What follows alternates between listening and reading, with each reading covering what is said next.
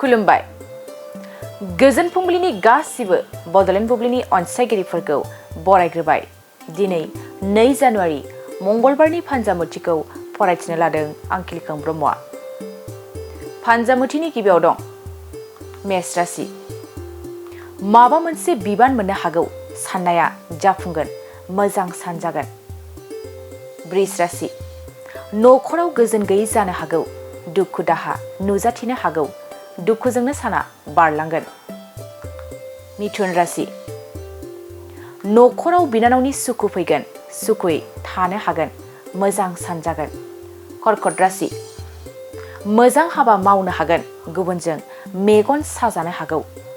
सिंह राशि। आनजाद होदोंब्ला उथ्रिसार जानो हागौ, साना मोजाङैनो मोजां थांगोन। कन्या राशि।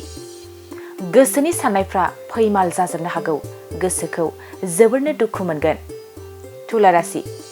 गोदान रादाय खानो हागोन, गोसोबायदि मावनो हागोन, गोथार सान जागोन।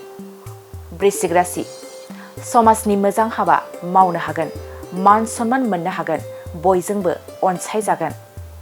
धनु राशि। बरादा जोबोरैनो गाज्रि जानो हागौ, थांखिया फैमाल जानो हागौ। मकर राशि। गोसोनि हास्थायनायफ्रा फैमाल जाजोबनो हागौ, दुखुनि सान जागोन। कुम्भ राशि। मोजां हाबा मावनो हागोन, मान मोननो हागोन, बयजोंबो बाख्नायजागोन। मीन राशि।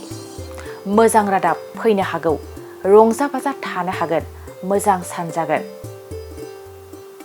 दिनै सानसेनि राशि फरायथिनायाव एसेनोसै। आसा खालामो नोंथांनि दिनैनि साना मोजाङै मोजां थांगोन, बेखौ बड'लेण्ड बुब्लि न'खरनिफ्राय मिजिंथिबाय। दानिया फैदो नोंथांनि फान्जामुथिखौ बड'लेण्ड बुब्लिनि हेफाजाबजों मिथिना लानि। गोजोन्थों। Good news for everyone. For the academic year 2024-2025, admissions to playgroup, nursery, LKG and UKG are underway at Vidyavili Kids School in Harubari, Kokrajhar. This Vidyavili Kids School has many facilities for students like smart class and daycare. Indoor, outdoor game, art and craft workshop, playful learning.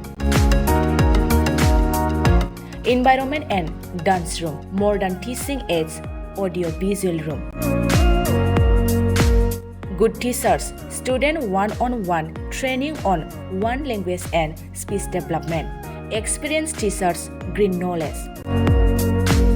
Why are you waiting for the admission? Call 6900 304050 for more details.